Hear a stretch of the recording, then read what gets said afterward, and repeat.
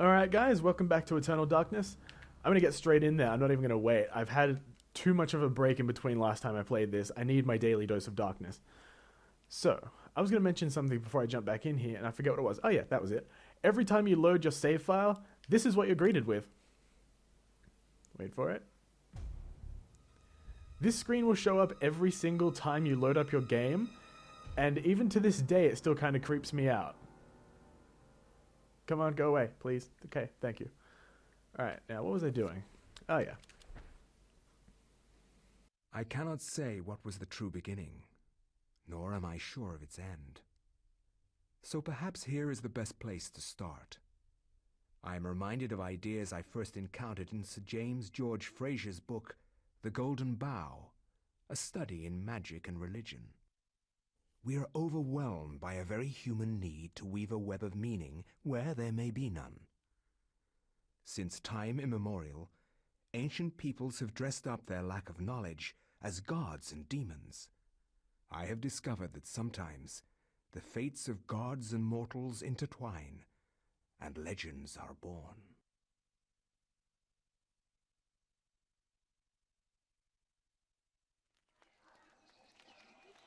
Thy time is done, great ancient. Forever in shadow will you be master of chaos, and to fade to nothing in obscurity will be thy fate. My master has planned many millennia for this day. It is the true chaos of all things that you now must be entombed amongst the beings of flesh and bone. You have a great monument here, Mantarok. It is a pity that no one will ever recognize it as yours. May the darkness claim thee, crawling chaos and damned beast. No longer will thy reign be kept over the ancients you have kept imprisoned. Thou hast seen the last of this world.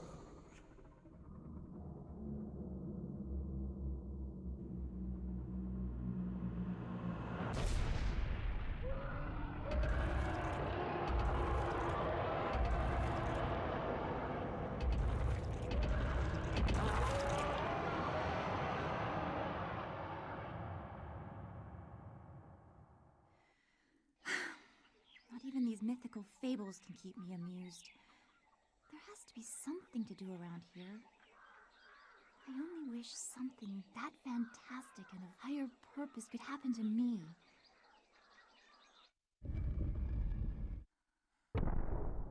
It's typical, isn't it? I wish something awesome would happen in my life, and then as soon as she finishes that sentence, something awesome happens. I'm going to examine this thing on the ground. It's trying to show you the different, the power struggle between the three ancients in the game and how one alignment dominates the other, and it goes like in a rock, paper, scissors, starter Pokemon type of thing. And you've probably read that by the time I've been yapping, so I'm just going to return to it. First thing you want to do is walk up to the statue and grab the strange necklace. I'll give you a second to read that.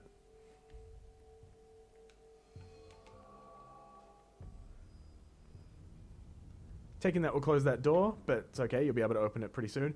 This necklace can be used to heal Elia. Make sure that Elia doesn't move when the spell is being cast. It's basically a 10 use heal. What does it heal? Heals health. I forget. I couldn't think of the word there, I just completely blanked. I was like, what does that heal? You know this game that you played 20 times? What does that thing that you've picked up every time do?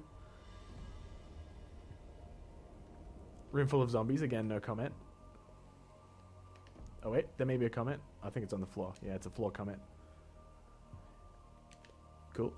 Moving on. Thank you, Cutscene Incompetence, for making me step on that pressure plate. Always appreciated. Come on, in real life, you would have seen that.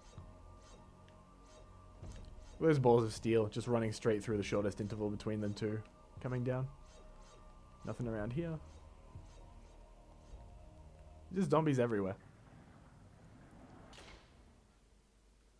And here is your tutorial on Sanity. Here's where the game gets really interesting. When located by creatures, a sanity loss occurs, causing a decrease in the level of the sanity meter. Stop scratching yourself, dude. I'm trying to read the tutorial. And the character to pulse green. Beware, sanity loss affects perception and eventually health. This meter represents a character's sanity. Each time he or she meets a monster, his or her sanity will get lower. The lower the sanity meter gets, the more the character will hallucinate. Very, very small sanity meter. This is promising. Yeah, and that, which I'll allow you to read.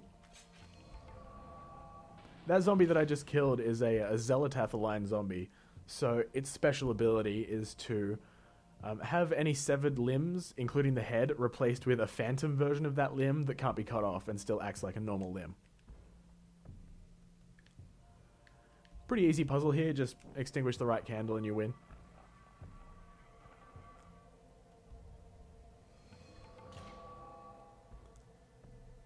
Although I don't completely win because it only half opens 2 of the doors in this place. So now we have to go back to the beginning of the level.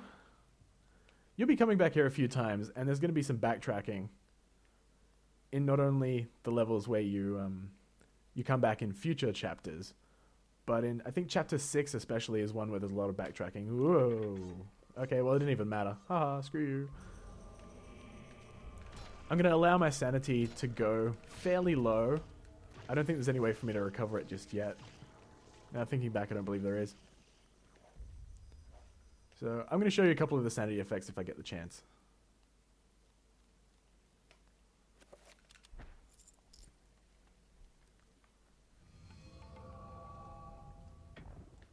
The door's open again. We can continue into... Come on. Got stuck on the torch. It's not even a torch. It's like a sconce? Yeah, I think it's a sconce. My Skyrim skills are kicking in full swid. I tried to say swing and throttle at the same time and it almost came out as swiddle. Wow. Moving on. Door closes behind me. Everybody pay attention to this zombie. Instead of my terrible English. It's an Uliath-aligned zombie. Ooh. It's a bit beefier than the Zelatath-aligned one. Its special ability, essentially, I say special ability like I'm playing Yu-Gi-Oh! What it'll do is that if you get it down to low health and you don't cut off its head, it'll start to do this kind of weird singing type thing. It'll spread to other Zelatath zombies in a kind of blue lightning looking effect. It's pretty cool. I'll get the opportunity to show you that pretty soon. And if they're left alive long enough without you cutting off their head, they'll explode, and it does quite a lot of damage. You need to stop scratching yourself. Can't be that itchy in that costume. I actually had to look at my controller to remember where X and Y are. Been using my 360 controller for a bit. You're even scratching yourself in the cutscene. That is inappropriate in this.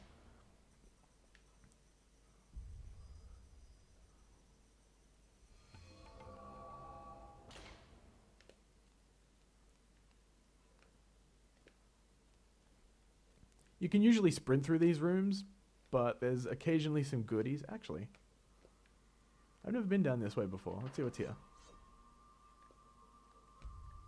Okay. What you're supposed to do is go inside an alcove, but I didn't realize that I just went a full loop around the entire floor, so I'm going to go back. Okay, so what you're supposed to do is grab this. A small pedestal covered with decorative etchings stands before the wall. The blowgun upon it must have some special significance for it to be the focal point of this display. I will take the blowgun. I have no choice.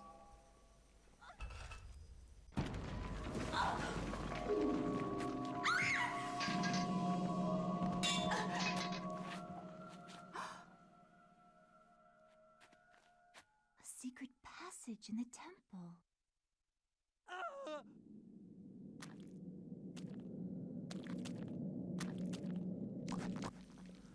Alright, so the most effective way to save this guy is to poison these 2 zombies. Try not to get bitten. Trigger this trap. And they should come over. They should... Okay, here we go. Now hopefully his buddy will get hit just like that. Perfect.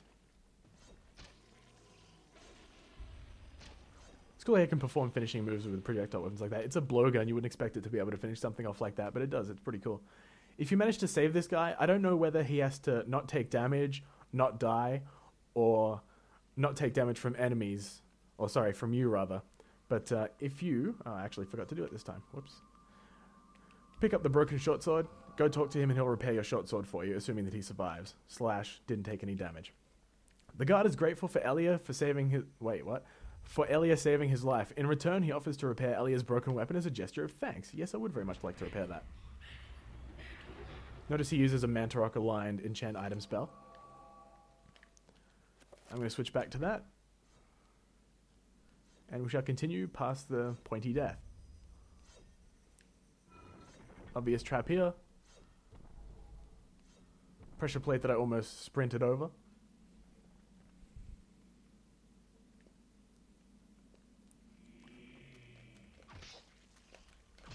Am I mean for just wanting to cut off these zombies' heads and then running away? I probably am. I mean, they're zombies. I mean, I don't think they have much of a family to go back to at this point, but still.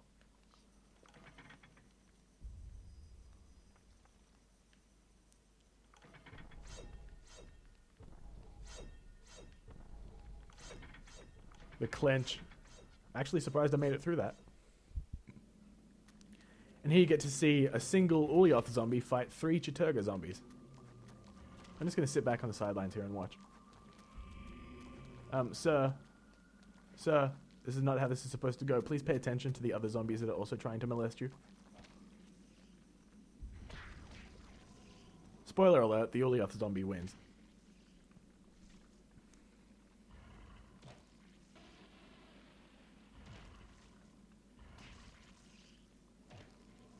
Yeah, just like that.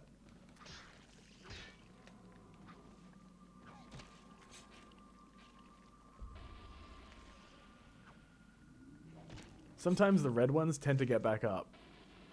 Usually you cut their heads or their arms off or something, and they'll just regenerate them and stand up again. Then you have to kill them all over again. It's generally not fun, so I like to finish off the red ones.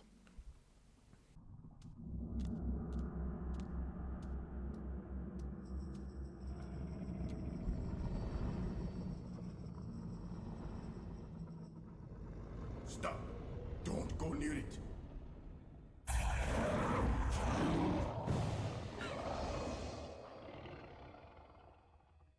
So, you are reduced to feeding on flesh and bone, Mantarok. How the mighty have fallen. You will surely fester for millennia to come. A slow and torturous fate for thee.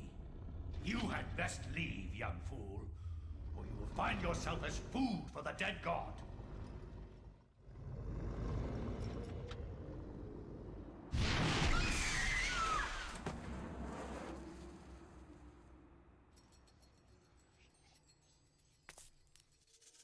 You are one of the chosen many, flesh and blood.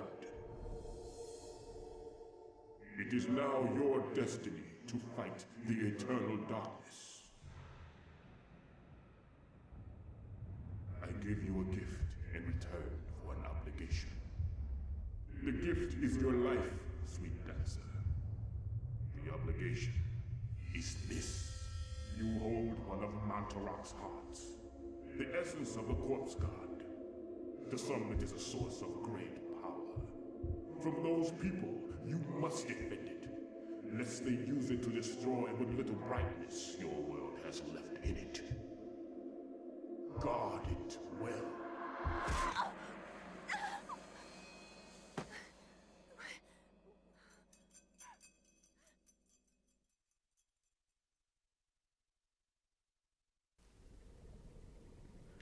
So you probably noticed from a couple of cutscenes ago that this magnificent purple son of a bitch with his like 10,000 tooth-rimmed anuses, this is Mantarok.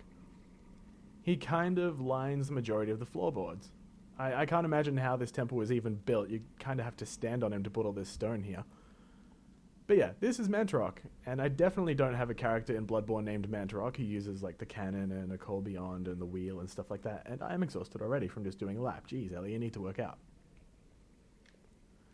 You probably also noticed that I'm editing videos slightly differently now. What I'm doing is bringing the cutscene volume back to normal levels and also not talking, unlike the previous video where I reduced the volume and talked when I knew there wasn't going to be any dialogue anyway. But there's no way in hell that I'm going to be removing the last video. Not a chance. It was 666 megabytes. You don't do that on purpose. It just doesn't happen. Oh, I actually forgot the key item. I was too busy yapping.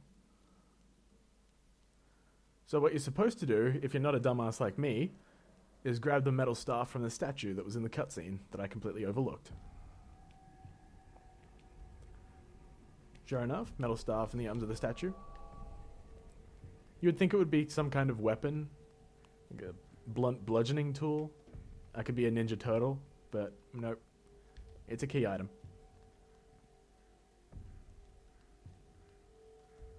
So all you have to do... Oh, Jesus.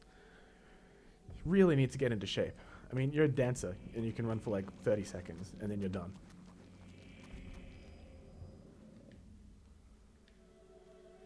So we bring the staff... Whoa. Back to the... Ow, owie. Back to... Stop it. Let me finish my sentence. Oh, you're a dick. Bring the staff back to the receptacle we saw in that cutscene. I might die. I refuse. Heal me.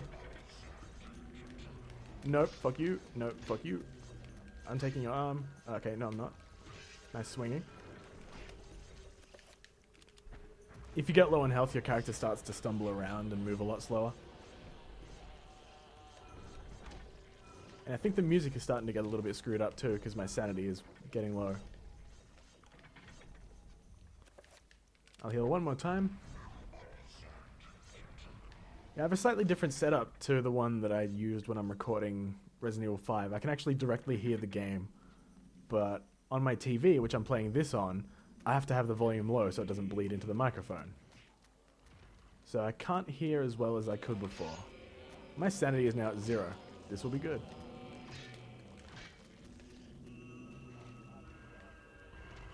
I'll finish this guy off, just to get a little bit of sanity back. Gentlemen, you're blocking the receptacle.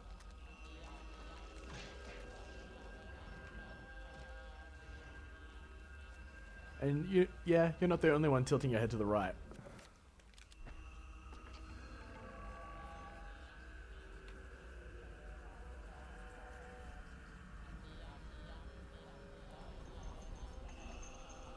Alright, now that we've opened the door to the Butthole God's inner sanctum or something, we can leave. I hope this is the right door. I wasn't keeping track. Don't think it is. Hang on. Nah, I won't heal. Don't need to.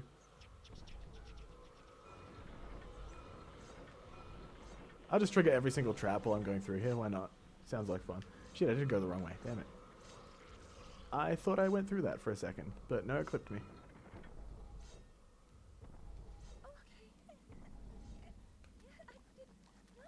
I'll stop crying. We'll be out of here in about 10 seconds. Alright, at this rate, maybe 15 or 20. Depends on, postage rates. Ouch! And delivery fees and that kind of stuff. Oh, I was expecting a certain sanity effect to trigger when I did that.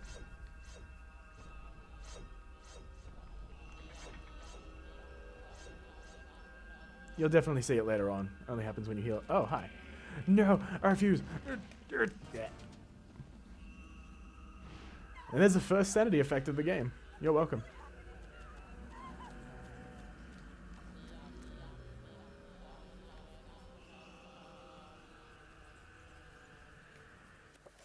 Yeah, may as well heal. Damn it. I'm going to get that sanity effect that I'm thinking of. It's the most common one in the game. I've found it every single time I've played through this game and tried to heal.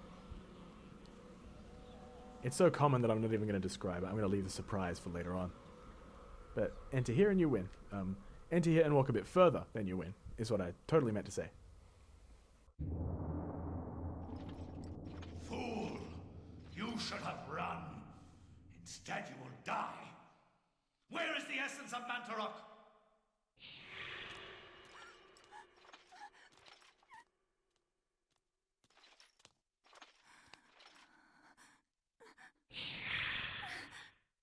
Where is it? I will not ask again, child. Very well, then. You will succumb to the horrors of oblivion.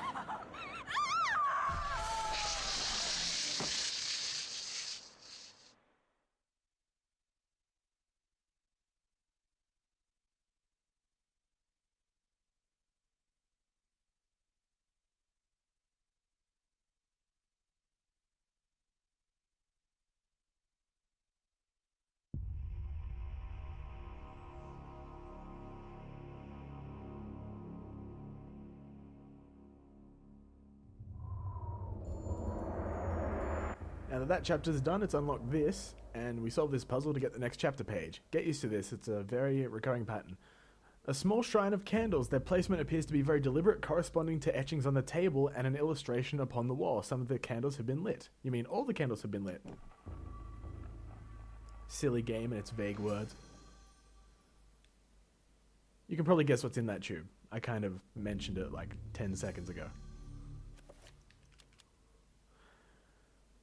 I'll let you guys read that. And I'll take the next chapter page and probably run into a cutscene. Yep.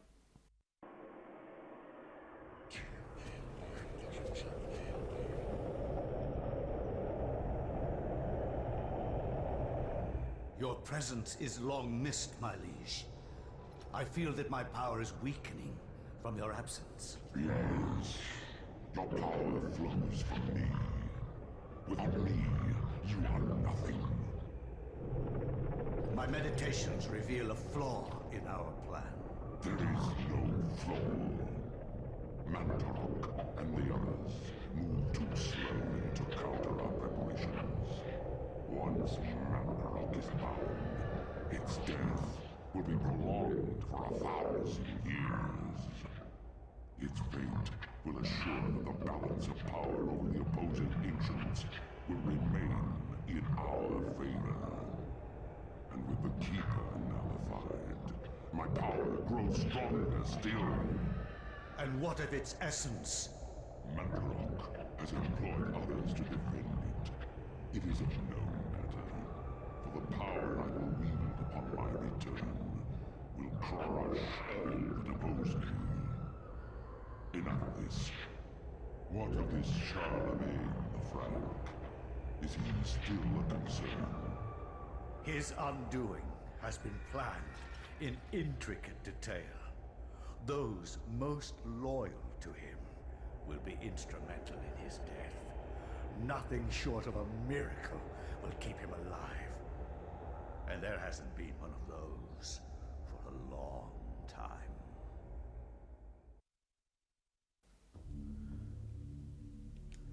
Alright, I'm going to save my game. I'm going to try and stand where I was last time. Yeah, it looks about right. And I shall make my backup save.